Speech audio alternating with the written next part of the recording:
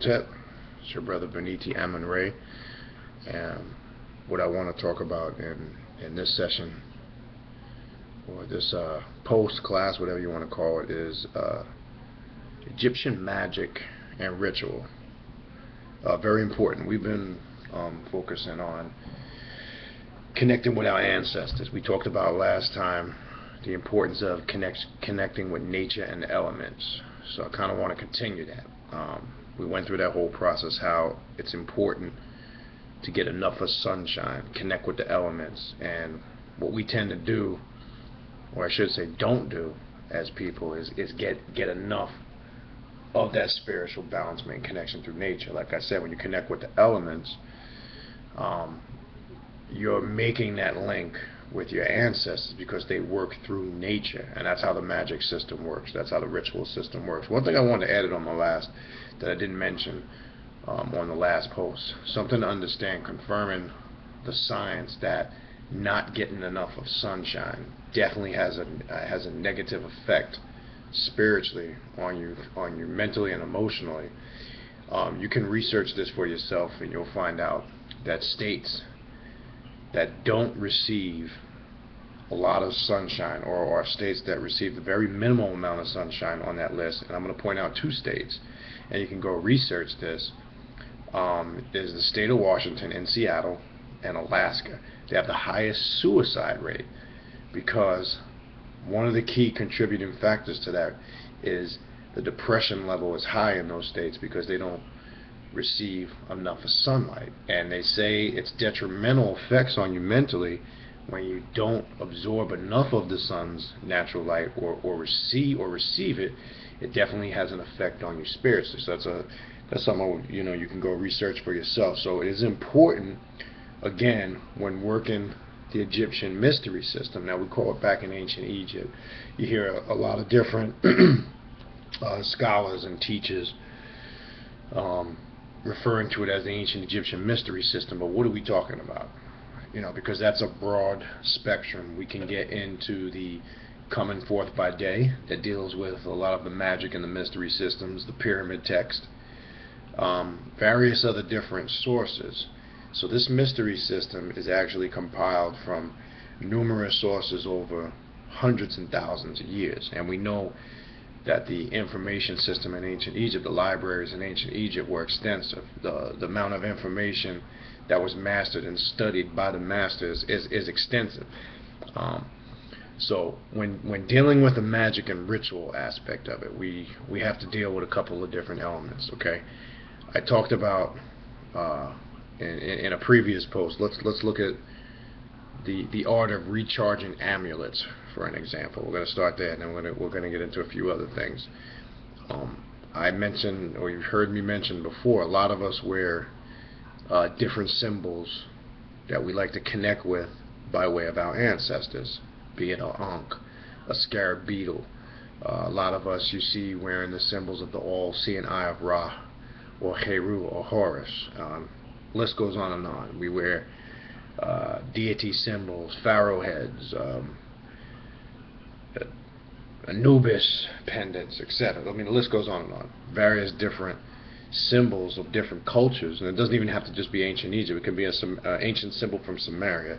It could be a 6-pointed star. It could be whatever. We wear these symbols, but when you talk to the average mystic or spiritually conscious person or comedic person or whatever title you need to give yourself, you'll find that a lot of them are not really familiar with the science of charging those amulets with their own spiritual energy. And that's why I said you can't just buy something, and you can get something anywhere, but you need to put your spiritual energy behind it and charge that amulet for it to work for you. So there are rituals that are done. Those amulets, there's many different variations of these rituals that are done to charge those amulets, where those amulets have to be, for an example, purified and cleansed with different incenses and fragrances, and certain phrases or invocations or supplications are said over those amulets to charge them, and then the individual can put those amulets on so they can spiritually work for them. That's one form of Egyptian magic. There are other rituals that where one can invoke the presence of the deities for protections, and it has to be done through could be done through mantras. It could be done through group chanting, because chanting and mantras invoke and incite a certain vibrational energy that opens up the porthole to connect with these spiritual beings that are actually, or that do actually lie dormant within your DNA. So these are the things in this day and time with the spiritual shift in consciousness that we have to get ourselves more in tune with and focused on, and start putting these things into practice. We have to gather and do these rituals, because this is how you build up your psychic self-defense and put that spiritual protection on you, so you're able to continually move forward as you're in this battlefield of spiritual and mental warfare. It's you creating that protection. Nobody's doing it for you. So in dealing with, for an example, chants, let's start there. If you take, for an example, certain names of the deities and you chant them repetitively in the correct tone and frequency, that the art of reaching that certain vibration, tone, and frequency will have a transforming effect on your DNA. And what I mean by the transforming effect on your DNA, it'll start to make you less dense, opening you up to the cosmic consciousness of all, which is critical and key. And how does it affect your DNA? And what change does it incite in you? It makes the awareness known to you. The doors of the universe start opening to you, in the sense things just start naturally coming to you. Awareness that you may not have had knowledge of just starts to naturally come.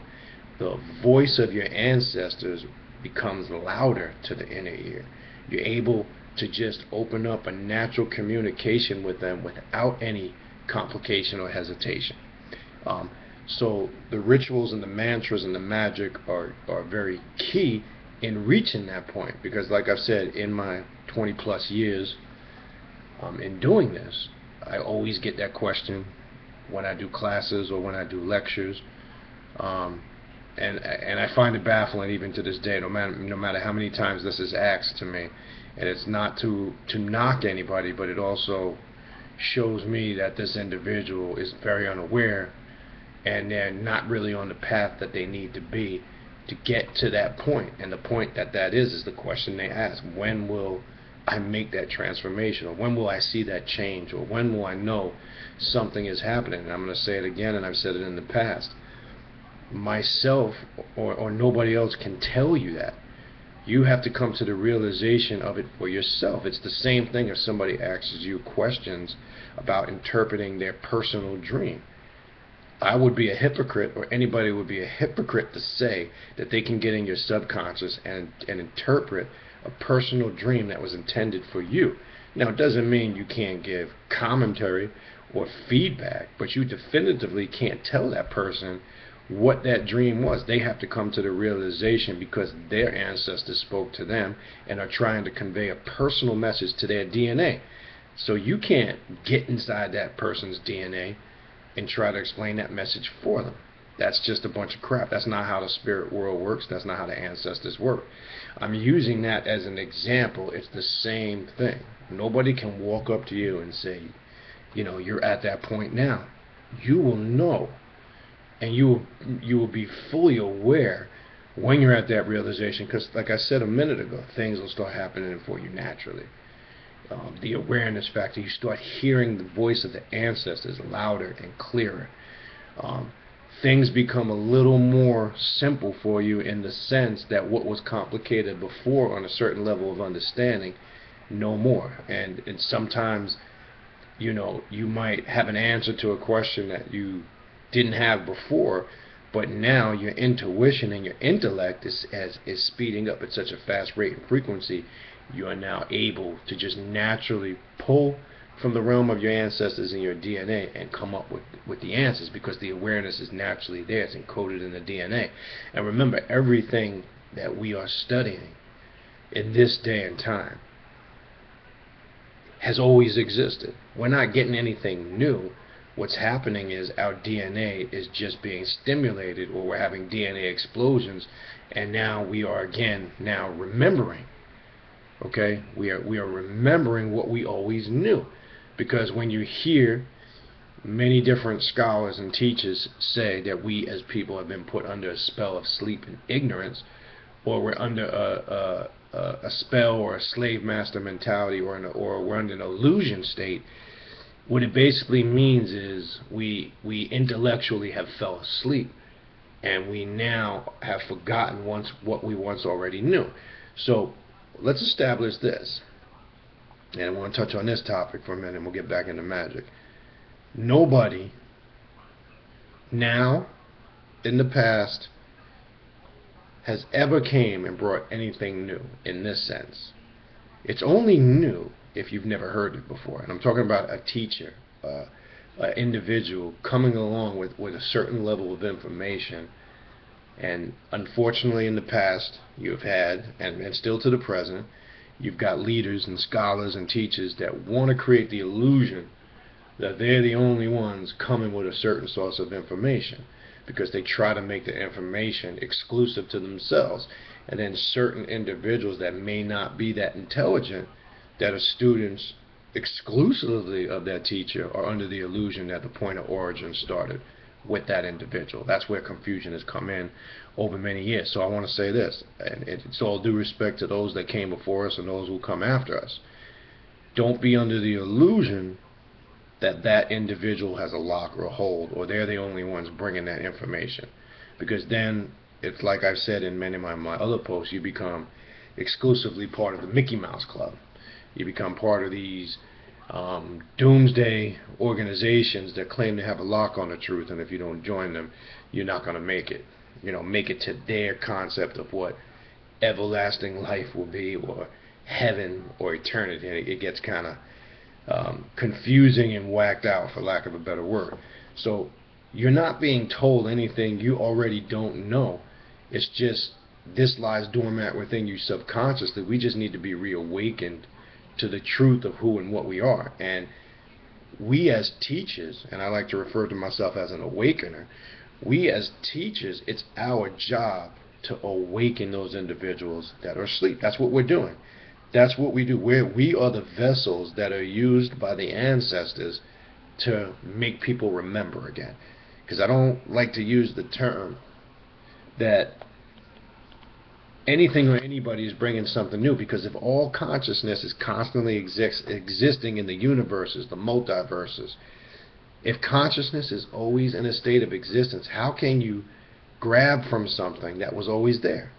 Because if you believe in the science of all from a quantum perspective, if all is, and you can't take from all and add to all, and that's what the quantum principle teaches.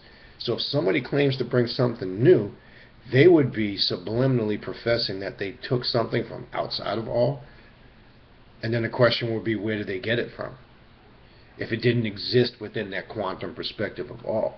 So that's what I mean when you look at it from a metaphysical aspect and esoterical aspect. That's what I mean when you look at it from that mindset. It's always existed. You're just, again, your DNA is being recharged and awakened to the awareness that has always been there. You just need to remember. So again, let's go a little bit back now to the magic and the ritual. The magic and the ritual enhances these higher senses, if you want to use that term for a lack of a better word, your intuition, your telepathy.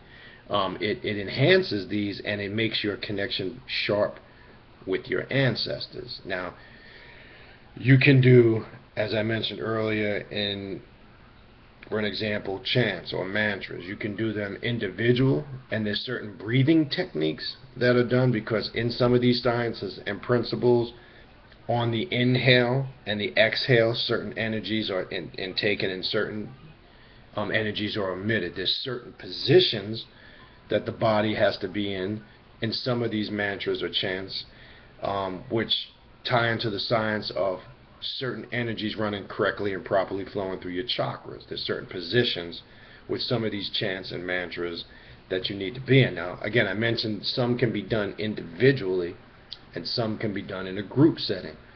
Now it tends to happen individually. It's more from an inward perspective of you making that personal connection, and I stress the word personal.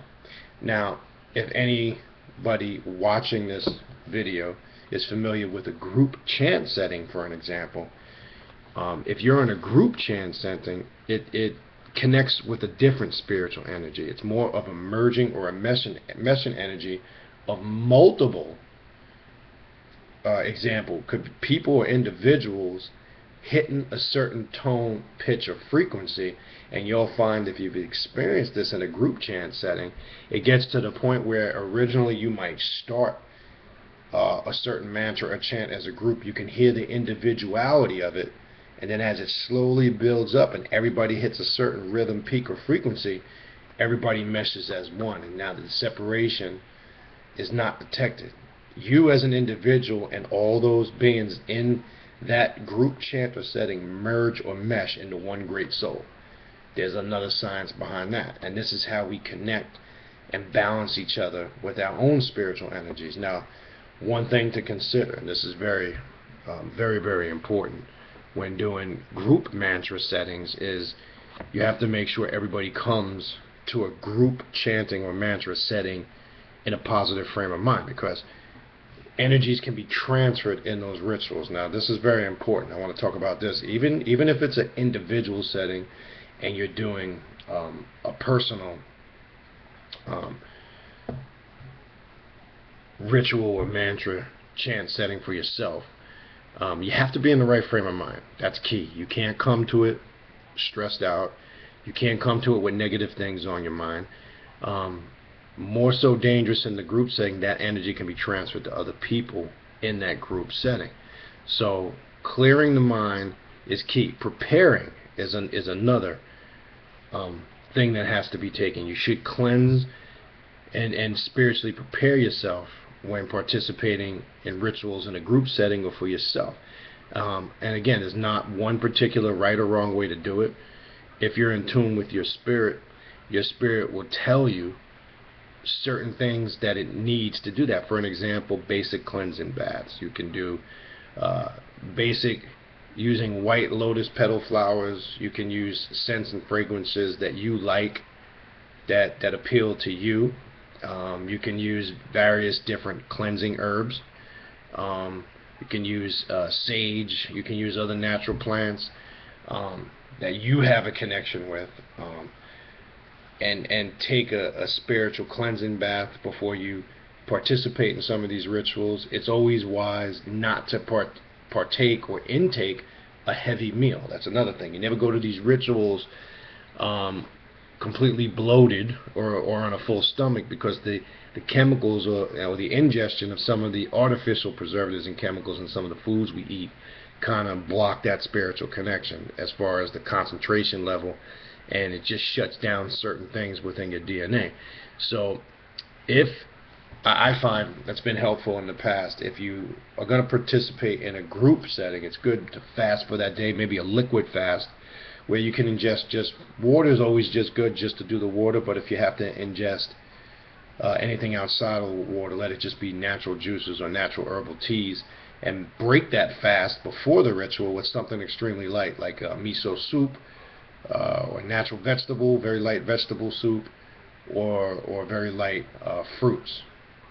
Partake in the ritual, and then after the ritual you can ingest a meal. And I'm throwing you little tidbits, little examples, because these are the spiritual practices that we have to now apply in this day and time. Because again, as I mentioned, what the great December 21st, 2012 planetary shift was really about, when dealing with the Mayan calendar and dealing with the Egyptian calendar, was another great shift in this day and time in spiritual consciousness. So we're at the point in this day and time where we now have to start doing the ritualistic work, and that's why you've heard me talk about so much in the last six months to a year. We got to stop, having ego pity parties. What do I mean when I say that? Ego pity parties. Living in the past and talking about how great we used to be. Let's not talk about how great we used to be, and let's become great once again, is what my point is. Because there's a lot of that been going on in the conscious community for many years now. People always want to take you on a self-glorified trip in the past. And I don't want people to misinterpret it the wrong way.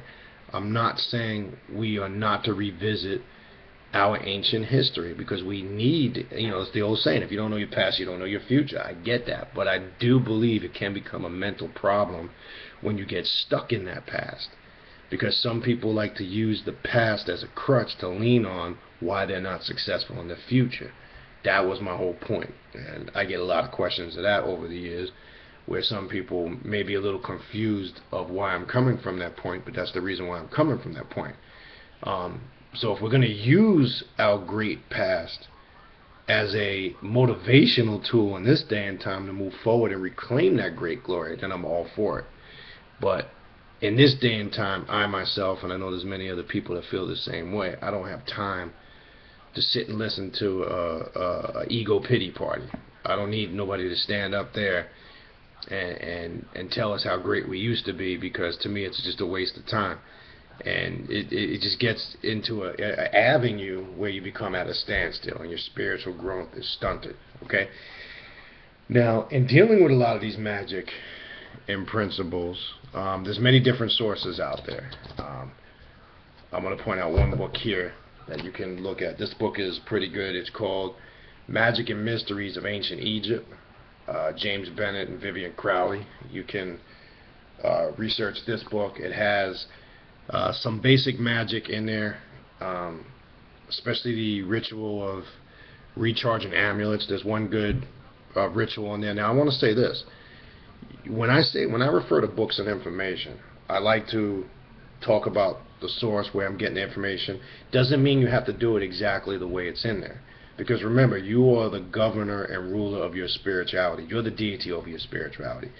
You can use these sources of information as a tool or a guide, and you can stamp your own vibration and energy on it. Doesn't mean it has to be done exactly the same way and exactly that form. Because when you start doing that, you start creating religion. This is how religions started, when certain individuals or a group of people got together and claimed a lockhold or the divine ownership on something by claiming it can only be done this way and this way only. Then we get back into the realm of faith and belief, and that becomes dangerous. So you can look at some of these various sources of information and use it as a measuring rod, or use it as a roadmap. But the important thing is, for the rituals to work, you have to stamp your own personal energy on it. You can't be robotic in the sense that you're trying to follow it letter for letter of how it was established per se, because that's not how the mystery system worked. There was guidelines, but there was also leadway within those guidelines. As long as you stay within the basis or the foundation, you have that leadway based on your own personal preference or needs, or what your spirituality needs to be enhanced, to kind of gauge it from that point. So I want to say that. And when I refer to sources, not just on this topic of magic and ritual, that applies to any level of information. And that's what I mean, where I think people get confused, because if we say we're raising ourselves up to gods and deities, yet we're still following something or somebody, or we're still submissive to something or somebody, then that poses a problem. What do I mean by that? You have a lot of organizations out there, and again, be it the Nation of Islam, the Nuwapians under Dr. York, great teachers like Dr. Ben in the past, Dr. Phil Valentine, and much respect to all of them, Bami Hemmett, and they're all of our elders. They all have contributed something to this mission, but it doesn't mean I can read their books. It doesn't mean that I'm an exclusive student of them, because see, this is what tends to happen. The exclusivity issue comes in. You should read all of their books. You should study all of these teachers and elders and take from that information what applies to you. You don't have to agree with all of it, because I don't agree with everything that Dr. York writes, for an example. And I want to put on record and say I'm an ex-member of his organization, and there's a lot of stuff I personally don't agree with.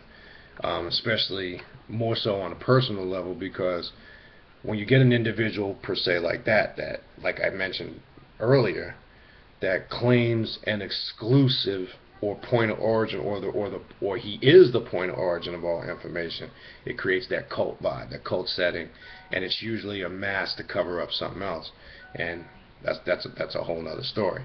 So this is where I'm saying how you avoid falling into that box. Same thing with Farrakhan and the Nation of Islam. I read a lot of the Minister Farrakhan's books.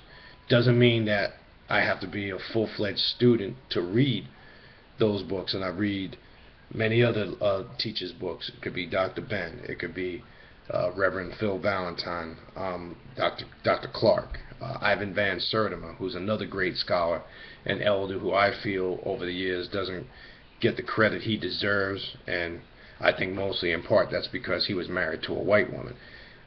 But he was one of the most outstanding scholars on Africa and historical information, ancient civilizations.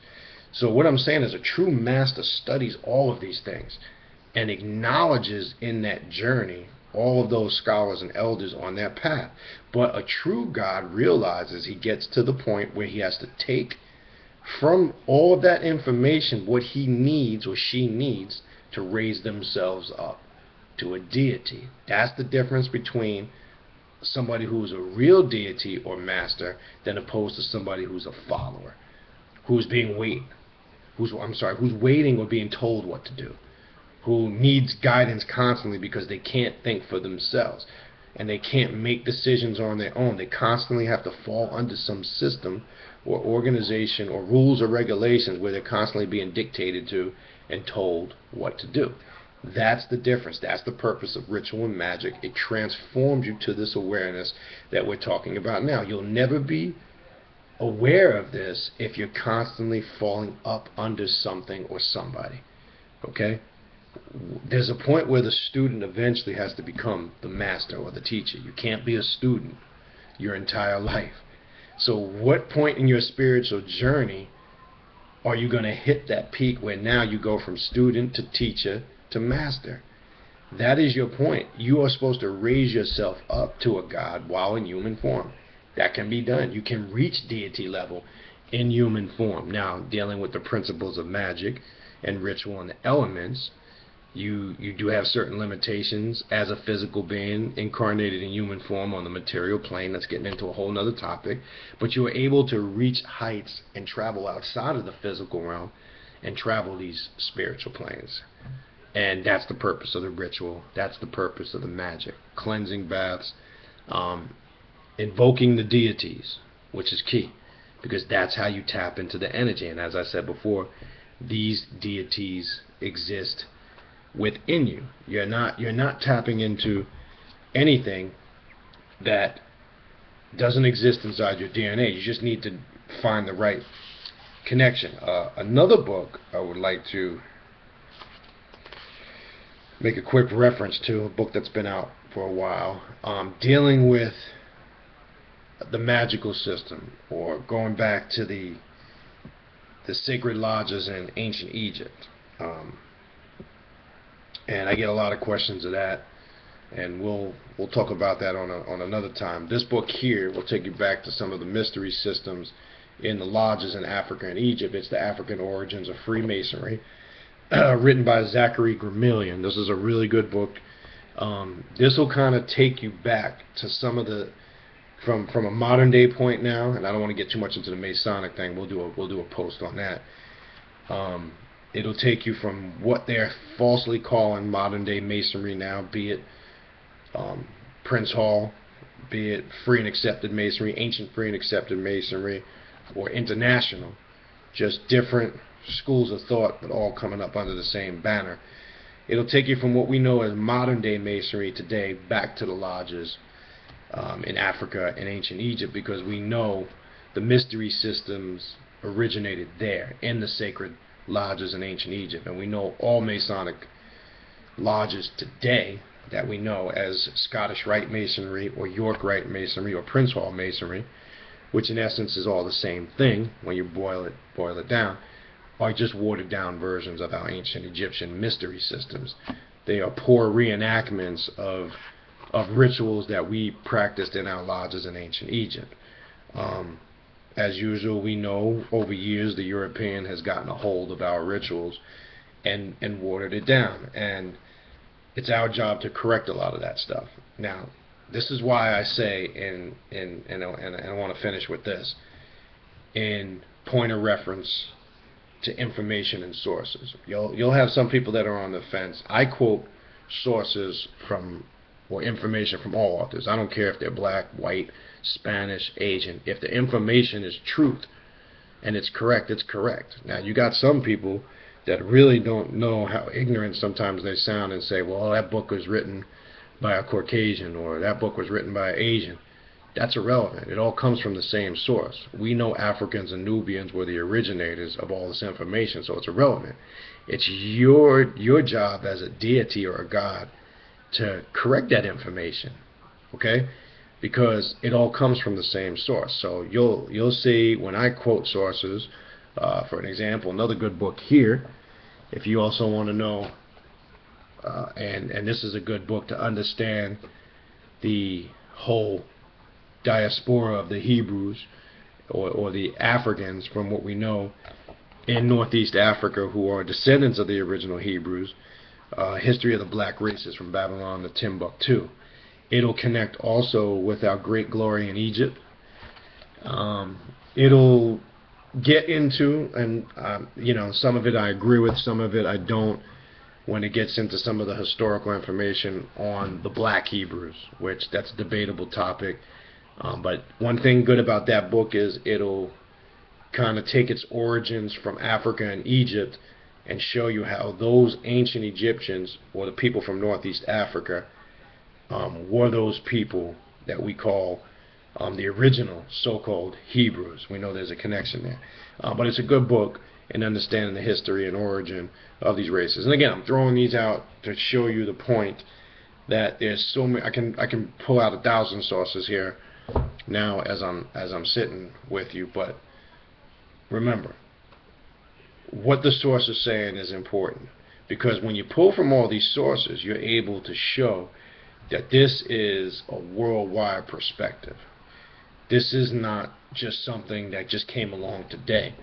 And one thing you should pay attention when you look at a lot of these books is look at the copyright of this information. This is information that's been around and will continue to be around. Again, it's only new to you if you've never heard it before. That's it.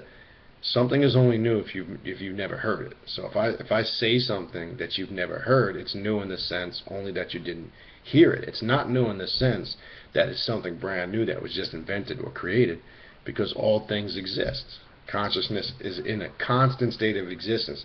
And as we talked about in the 7 Hermetic Principles, the doctrine of vibration states everything is constantly moving. It's never at a standstill. So that's very important to understand that concept.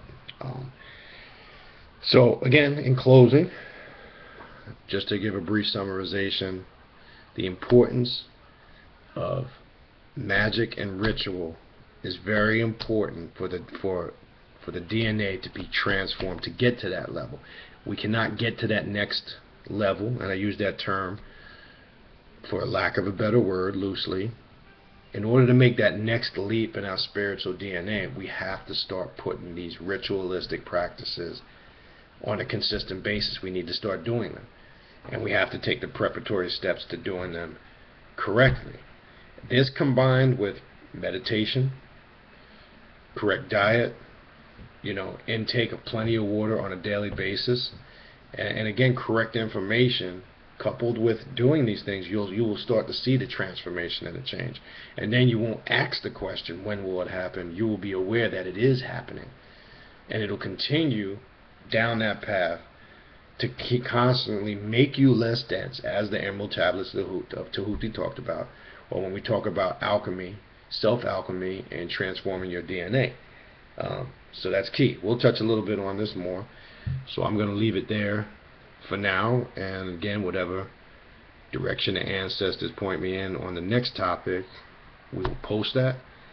So I would like to say Hotep, and we will see everybody next time.